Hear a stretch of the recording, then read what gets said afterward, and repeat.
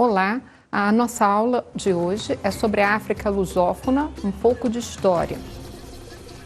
E breve panorama histórico da África lusófona, a primeira parte da aula. Para falarmos dessa África lusófona, é preciso que pensemos aí o processo de ocupação dos portugueses, que se inicia no século XV, no início do século XV, com a tomada de Ceuta, e termina somente no século XX, com a saída dos portugueses da África, após a independência dos países ocupados por Portugal.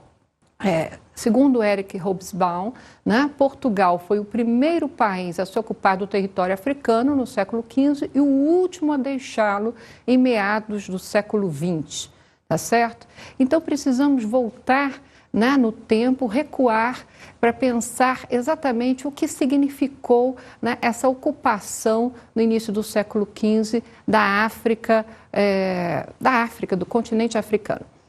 Essa ocupação começa em 1415, com a tomada de Ceuta. Ceuta é uma cidade no Marrocos, que ocupa uma posição estratégica para os navegantes portugueses. A partir de Ceuta, com a conquista de Ceuta, os portugueses vão ladeando, as caravelas vão ladear a costa ocidental africana e cada vez mais avançando para o sul, vão se dirigir até a Índia, Era o objetivo final dessa conquista ultramarina. Inicia-se com a tomada de Ceuta, segundo os historiadores, o ciclo das navegações. E, portanto, o ciclo das navegações começa no início do século XV, época em que é criada a Escola de Sagres, pelo infante Dom Henrique, certo? Agora, a tomada de Ceuta, ela é extremamente importante também pela configuração católica que significa essa ocupação. Primeiro porque da cidade de Ceuta, no século VIII, saíram os árabes para a Península Ibérica. Então, quando os portugueses conquistam Ceuta, há uma espécie de vitória da cristandade sobre os infiéis. Os infiéis eram todos aqueles que não partilhavam da religião católica. Então, reparem que as navegações começam sob o signo da religião cristã, começam também com apoio da igreja, Há uma junção aí de motivos políticos e religiosos. É uma ofensiva cristã aos infiéis, E para ilustrar esse espírito cruzadístico das navegações, nós vamos observar agora as primeiras duas estrofes do poema épico Os Lusíadas, do português Luís Vaz de Camões. Camões escreveu Os Lusíadas no século XVI, É um poema épico extremamente importante, composto de 10 cantos. Em cada canto há cerca de 90 estrofes, alguns cantos apresentam mais, outros menos, E as estrofes são compostas de 8 versos decassílabos, por isso essas estrofes são chamadas de oitava real. Nas duas primeiras estrofes do poema, Camões fala da partida, da sua proposição. O poeta ou cantor épico fala da sua proposição, da sua proposta de poema. Ora, ele vai falar, o poema versa sobre a viagem de Vasco da Gama, mas também sobre a história dos portugueses desde a constituição do reino, Vasco da Gama vai contar mais adiante essa história.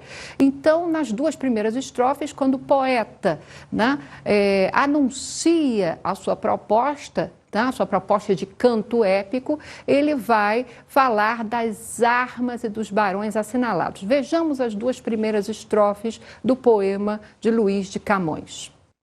As armas e os barões assinalados, que da ocidental praia lusitana, por mares nunca de antes navegados, passaram ainda além da Trapobana em perigos e guerras esforçados, mais do que prometia a força humana. E entre gente remota edificar o novo reino que tanto sublimaram.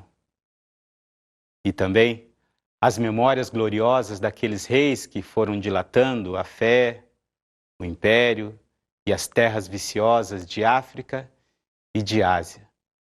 Andaram devastando, e aqueles por obras valerosas se vão da lei da morte libertando. Cantando, espalharei por toda parte, se a tanto me ajudaram engenho e arte.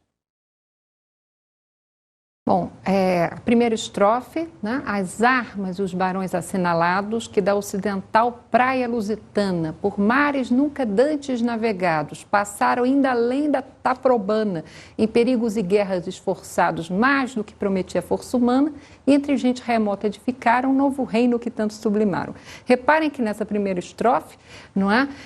Ele chama atenção para esse esforço hercúleo, né, que foi ultrapassar os limites, né, do mundo então conhecido. Passar ainda além da Taprobana é passar ainda além do atual Sri Lanka, né, que era o limite extremo do Oriente, né, para a configuração regional da época, não é?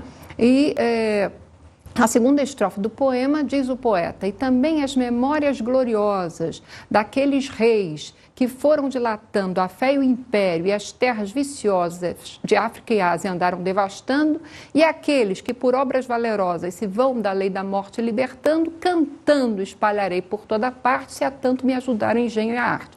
Então, ele anuncia aí nessa oração cantando, espalharei por toda parte, né? Ele vai cantar as armas e os barões assinalados, em primeiro lugar, né? Esse assinalados, esse adjetivo, diz respeito a essa ideia, né, do sinal da cruz. Esses varões, esses homens fortes, vão fazer esse esforço hercúleo.